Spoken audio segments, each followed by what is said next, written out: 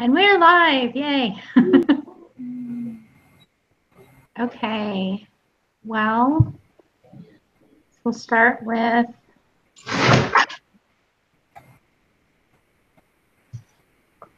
sorry, I have too many windows open. I'm like, wait, where's my agenda?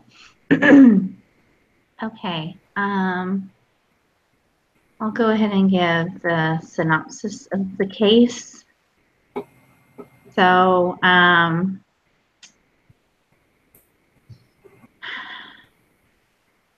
we've got Jamie Turner, who he has worked at 3 different jobs in the short amount of time, and now he's the current VP over at MLI Incorporated.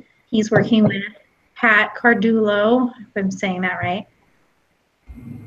who is the president. He's also president of another company, which is the Triple S organization. And so he's overextended, and he's needing to hand off everything at MLI. Jamie's trying to be independent and make choices on his own, but Cardullo isn't quite ready to let go of some of those management decisions. And so they're having some difficulties because they're not seeing eye to eye. So, yeah.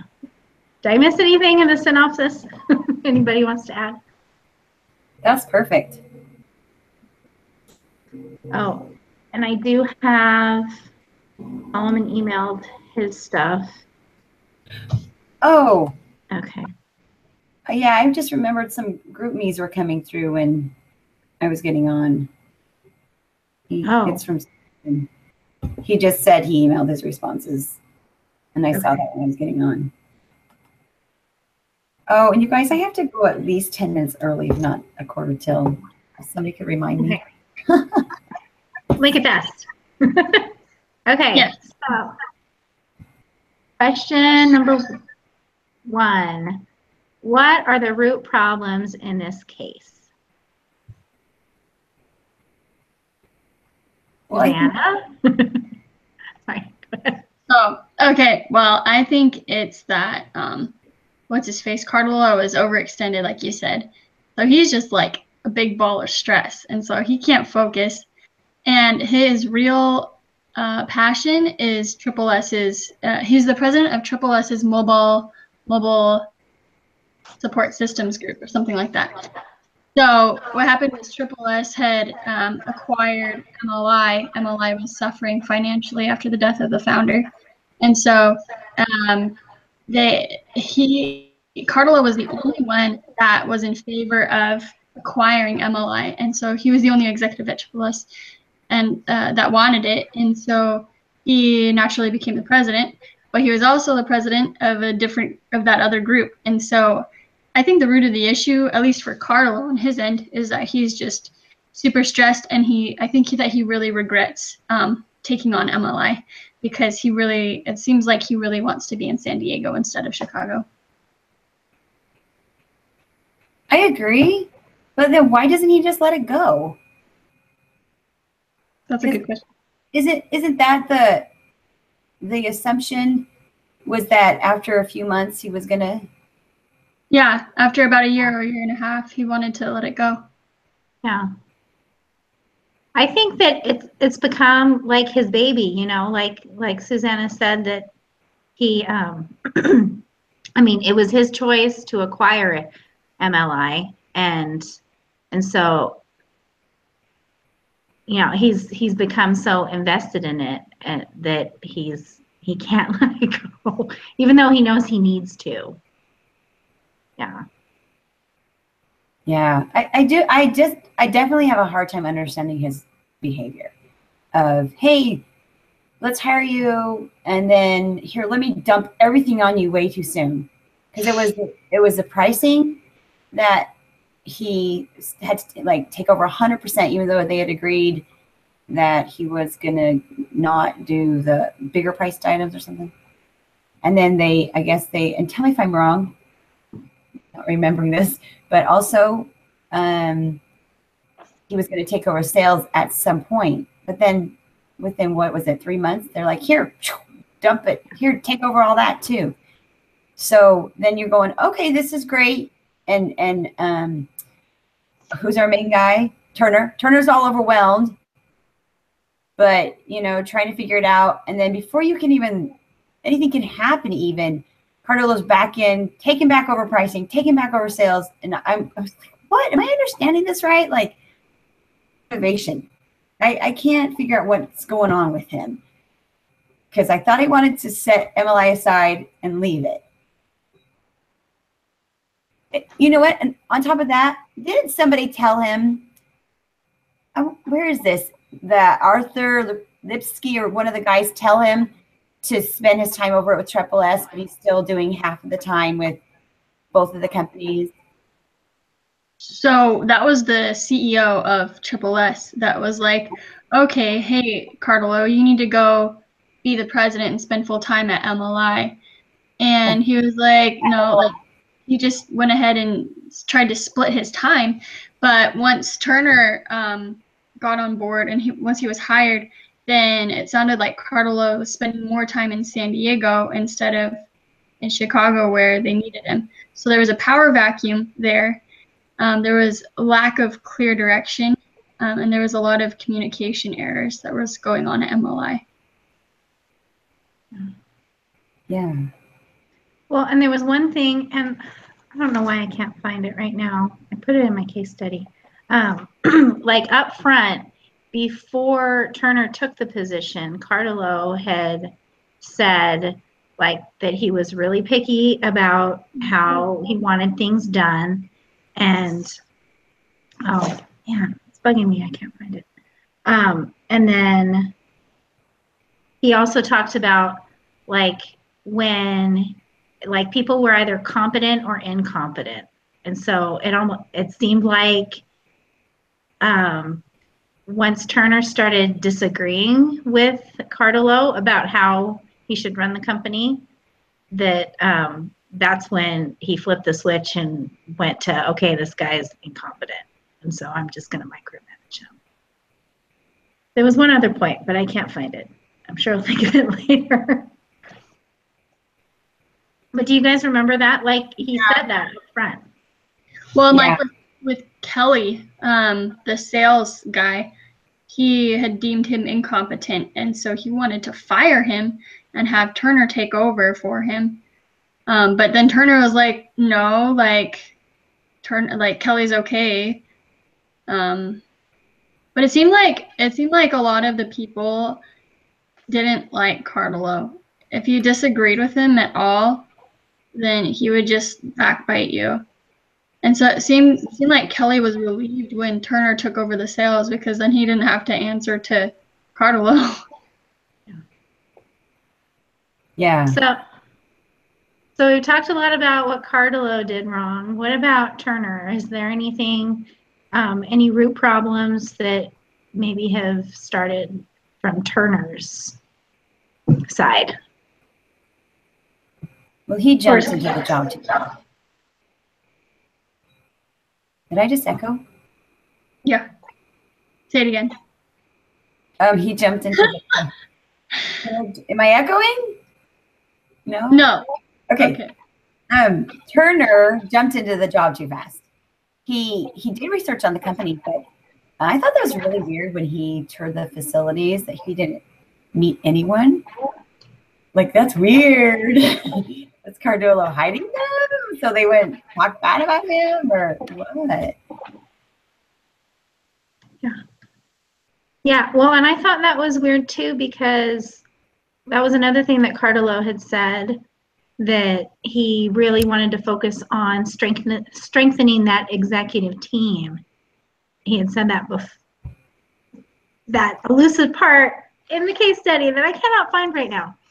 But that seems super inconsistent with the fact that he didn't introduce him to anybody and build that, especially since Cardullo was like he was going to lunches with other members of the team and spending outside time and had a really good relationship with them. So that seemed really weird. Yeah.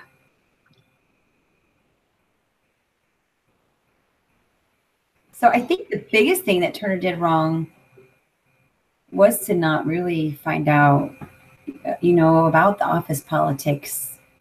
And oh, and the other thought I had was, he was told a lot of stuff from Cardullo, and then Cardullo changed it. So should he have gotten that in writing? Is that something you should do when you're getting a job? Like, in 3 months, you're going to take over pricing, and you know what I'm saying? Because like an outline. Yeah. That's a good point. Yeah, because it changed, and it bothered me, because I was like, what? You're not supposed to do that yet. That's not what he said. And he just kept changing what he said about stuff. So what do you do if you're in a job like that and your boss hires you and says you're going to do this and then totally switches it on you? That would drive me crazy. Yeah. Yeah. Wait, I think I might have found the part, Genevieve. Maybe. Okay. Okay, it says Cardullo had also expressed strong opinions about how to run a business. He believed firmly in management by objectives and stressed the importance of good communication among the top executive team. At the same time, he thought each manager should run his or her own area with minimal help from other functions. Is that the part you're thinking about? I think so. I don't know. Oh, Turner says that Cardullo saw people as either competent or incompetent, and had a great contempt and distrust for those in the latter category.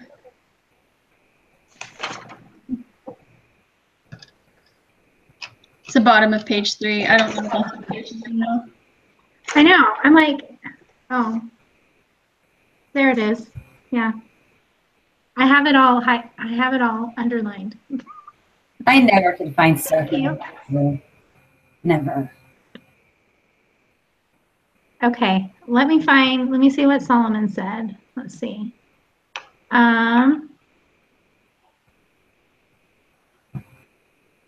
So Solomon says the expectation of both are very different.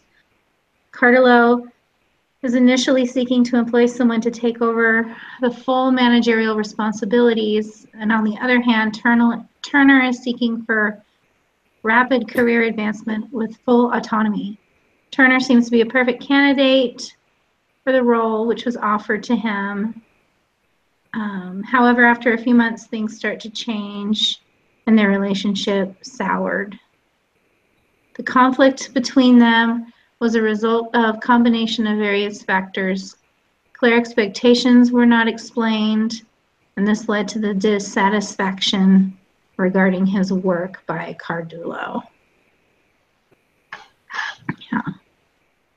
And then he also mentions that the organizational culture at MLI is very different from the previous organizations that Turner has worked.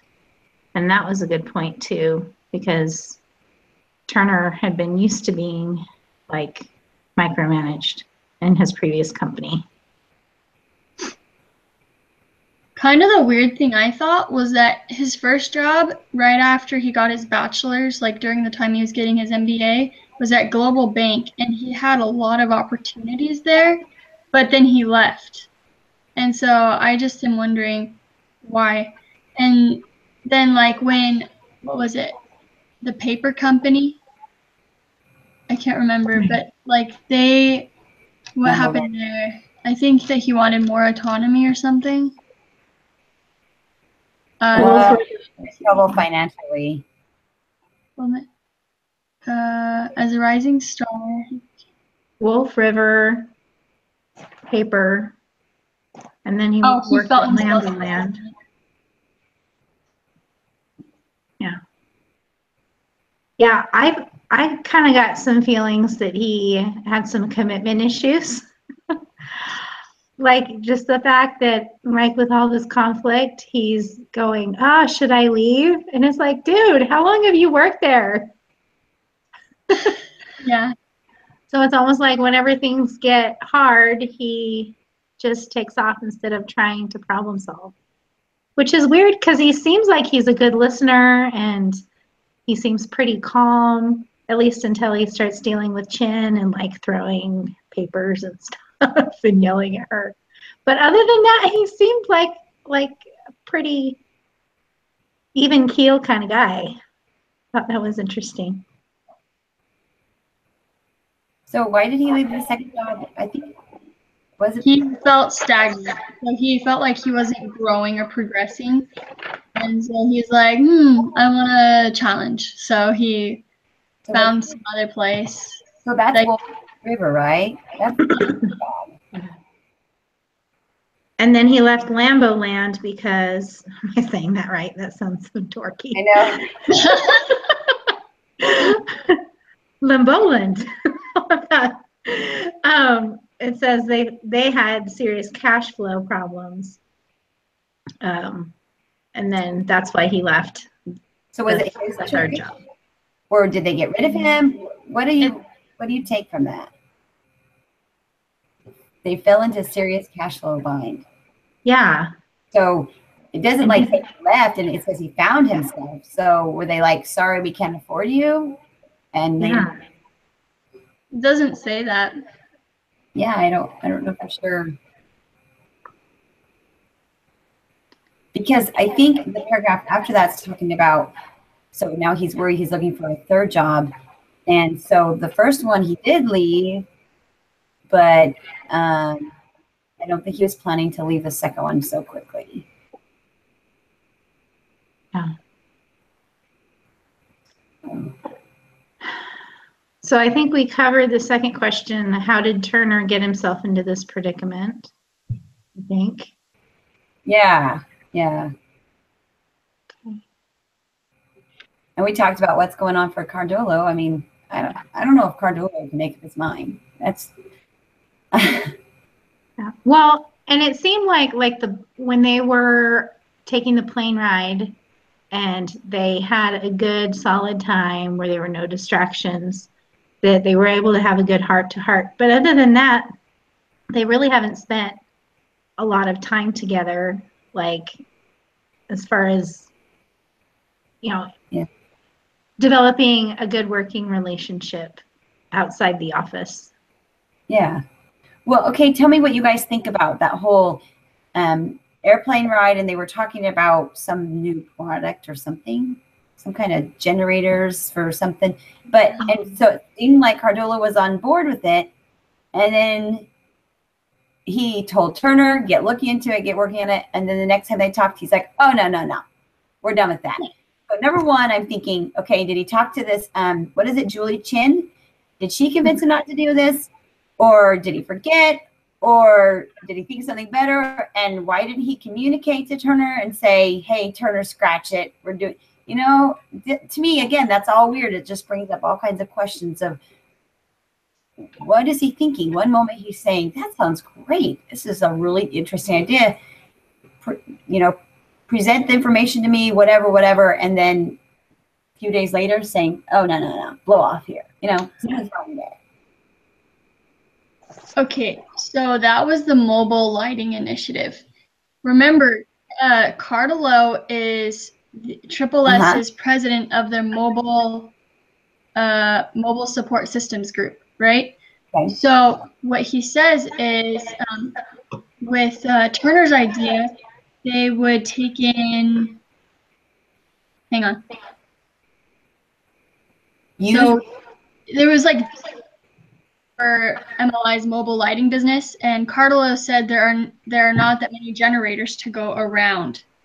And so it's almost like he wanted to allocate the resources to Triple S's division versus MLI. At least that's how I took it. Because it seems. Go ahead. It seemed like he needed the generators just to like present the idea to people, and so because they were being used in other places, Cardullo was like, no, forget it. So, but that, from what I understand, like that wasn't part of their initial conversation. It was just like, okay, look into this, come up with a proposal, and then we can discuss it. Right. But But Turner was like gung ho. Okay, so I've got it all figured out. He already had some people lined up to like show it to, and so maybe he had gotten a little ahead of himself, maybe a little more than Cardullo had expected him to be. I don't know. Did anyone else feel that way, or? I'm trying to see what it says about it. I mean, the funny thing is, okay, we're on the plane ride back from California, right?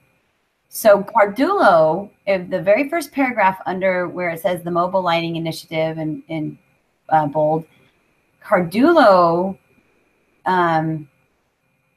says begin to follow up. So Cardullo brings up one of Turner's suggestions. It was Turner's idea, but Cardullo brings it up again and talks about, hey, maybe we should do this.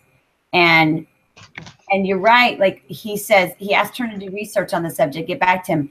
So if Turner was going a little farther than that, then that certainly wasn't asked for. But then the next paragraph, key to his proposal, as Turner had explained earlier, I'm assuming had explained to Cardullo earlier, was the availability of the industrial field generators from Cardullo's group at SSS.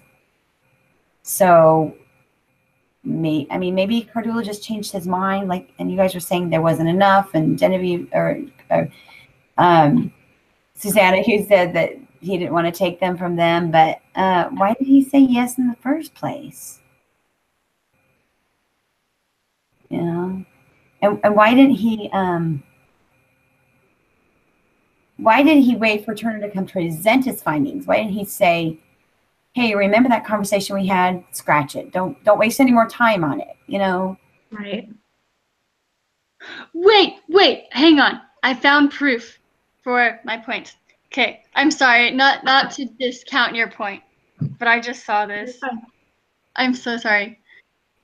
Okay, so key to Turner's proposal was the availability of industrial field generators from Cardullo's group at SSS. So it would have been competing with Cardullo's division, his other division. So when he presented it to Cardullo, then Cardullo seemed to brush it off because he said, I've talked to the other divisions. I'm assuming that he talked to his division at SSS. And they all think there are better, higher margin uses for the generators. Again, I think he's referring to his work over at SSS.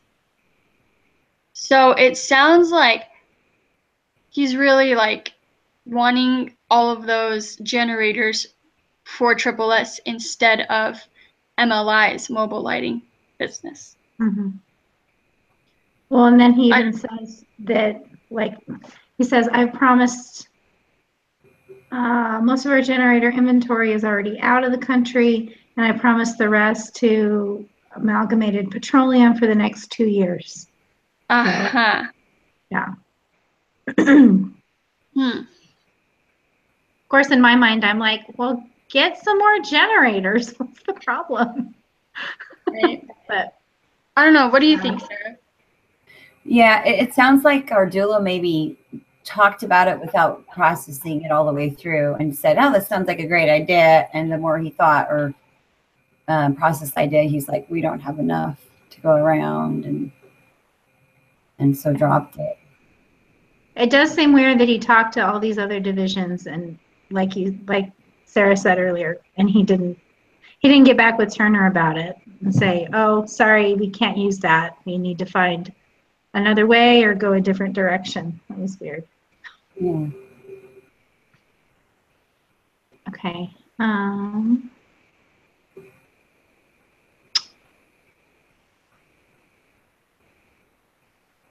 He's just weird. I don't like him. Oh, okay. Let's see. What did Pat Cardullo and Jamie Turner each initially bring to the situation at MLI that would seem to ensure success or failure that we haven't talked about yet? I mean, Turner sounds like a great employee. It sounds like he knows his stuff, knows what he's doing. He knows how to do it. What was that at the one point towards the end? Cardullo took over the pricing and just changed all that. And Turner was like, no, that's going to be bad. And it was. So, I mean, and I can't remember now, but I think in his old jobs, he had done well with pricing and sales. I'm trying to find if it says that. Well, and then in that whole thing, like, because he says to Cardullo that there's no way that I can, that we can manufacture enough products on this one that you've lowered the price on. And he's like, well, that's not your department. You don't need to worry about that. You guys remember that? Oh, yeah. When did I have to worry about margins or something like that? Volume. It was volume. Volume. There we go. Which was weird because it's like, okay, if he's working with his executive team, I mean, look, thinking about how things were run in our book, where they're discussing, there's a lot of crossover. They know what everybody's doing. It's not compartmentalized. Everything works together. So weird. Yeah. Okay, two other big things that I'm thinking about. I don't think they go with this question, but why did Cardullo ignore that cash flow problem that Turner brought up to him? Because wouldn't he? Doesn't it mean like we need to make changes if there's a cash flow problem? Isn't that what you guys got out of that? Yeah. And he just ignored it, and Julie chins in on him with him. Well, and she's like, she's the yes man, but she's a woman. Yeah. Like, whatever you say, yes, I agree with you. It makes me think that maybe she's trying to vie for taking over the company if she's got it in good with him or something. Yeah. But she could also be holding a grudge because Turner took one of her stars. What was his name? Yeah. And like he persuaded her to let him go. Which that's kind of a big deal.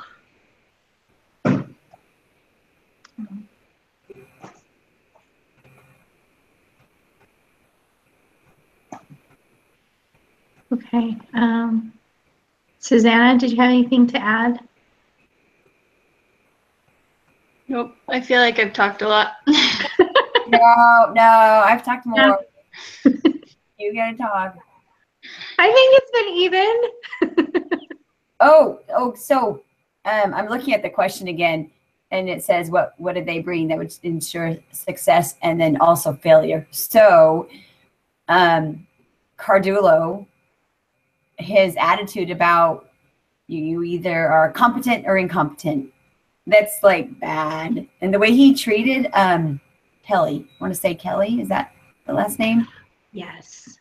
And that was bad. And the guy had been there 25 years. And I didn't get the impression that he was doing anything wrong. Like he was slow or dumb or incompetent in any way. So other than I got the impression he wasn't doing things exactly the way that Cardullo wanted him to do. So maybe that's what made him incompetent. And don't you get the impression that by the end of the whole case study that Turner is being treated as if he's incompetent? Because he's not doing things exactly the way Cardullo wants him to do. I'm having a hard time following this still. Like, why is he acting this way, or what's going on? And there's no end thing. I was like, maybe there's something that'll explain things, but yeah. Oh. Well, and that whole black and white mentality that he has, I mean, it's like it goes back with the pricing. Like, I'm sorry, I thought that was the most ridiculous way to tackle in any business, to just have a flat what was it, 25% margin. I'm like, nobody, that's not how to run a business. You can't do that. That doesn't make any sense. Yeah, and does Cardullo know that by now? Or if he doesn't, why is he jumping in and taking over the pricing? I wonder if there's somebody on his back. I don't see it anywhere, but on Cardullo's back, pushing for him to make things go well at MLI. I mean, because his behavior is definitely kind of weird. I had a hard time writing this up doing this write-up because I couldn't find a lot of concrete for like, okay, why is he doing this? So what is he supposed to do? I don't know. I mean, at the end, like, we're not there yet, but should he talk to him? I'm like, Turner tried talking to him. What's going to happen now? You can't just attack him one more time. Say, stop. You got to listen to me. I mean, what is he supposed to do? He's being blown off big time. So I wanted somebody to give me answers like, okay, what do you do when this happens to you? What, this job situation.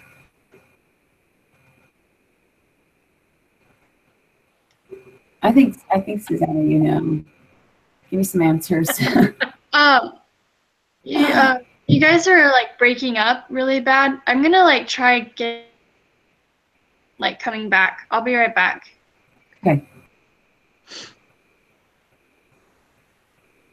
Yeah, this was annoying. What did you say at the end? That he should talk to him or not on your paper? Yeah, I thought he needed to talk to him because it seemed like whenever something would happen, Turner would get frustrated and he would just shut down, but he wouldn't like follow up. Like for me, it drives me crazy to not have everything out. Yeah. Yeah. Or I mean, at least like come to terms with, okay, at least we understand each other. It seemed like there were a lot of times where it was like, this is my opinion, this is my opinion. Well, I'm Cardullo, and what I say goes. Yeah. And that was the end of it. And it's like, no, you've got to be able to, seek first to understand, then to be understood. There's got to be able to feel that it's not psychologically safe. Yeah, no, I just can't picture Cardullo. I mean, he blew him off 3 times. He knows Turner wants to talk to him. I can't picture him working well through this. But who knows? I mean, depends on which mood he's in or something, And then what if he does work well with Turner and they figure everything out and everything's good and everybody knows what their jobs, responsibilities are and who's going to do pricing and who's going to do the sales, and then he just changes it all a month later,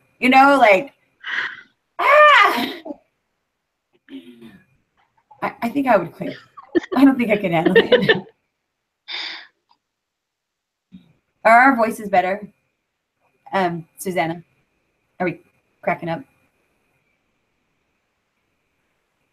So from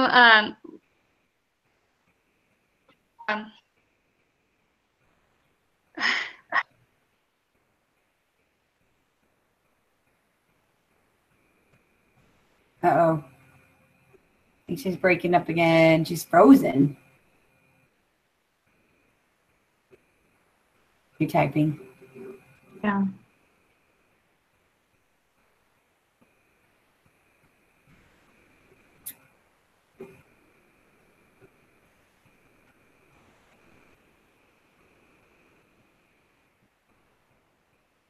She is dang frozen.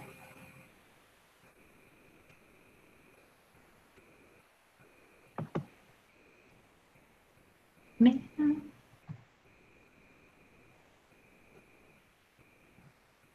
A lot of the cases I was able to develop a really solid, okay, let's go with this opinion and back it up. I had a hard time with this one. Oh, there's 2. Hey. What? That's so weird. Okay, I don't know what's going on today. Is there really 2? The other one is you froze, And so maybe it's just like it won't go away. Oh, that's weird because you guys froze. Like I was talking and then you guys were just like, and I was like, oh.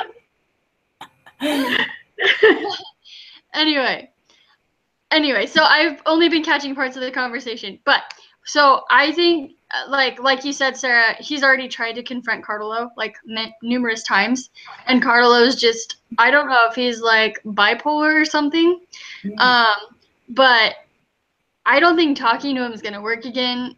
I don't know. But what I said in my paper, just because I had to put something down, was I was like, okay, maybe maybe Turner should try apologizing for questioning Cardullo about the sales, because it was he and then another employee, I think it was Swenson, that came to Cardullo and was like, hey, we have some issues. So maybe Cardullo felt like he was being confronted by the majority because there was two of them and one of him.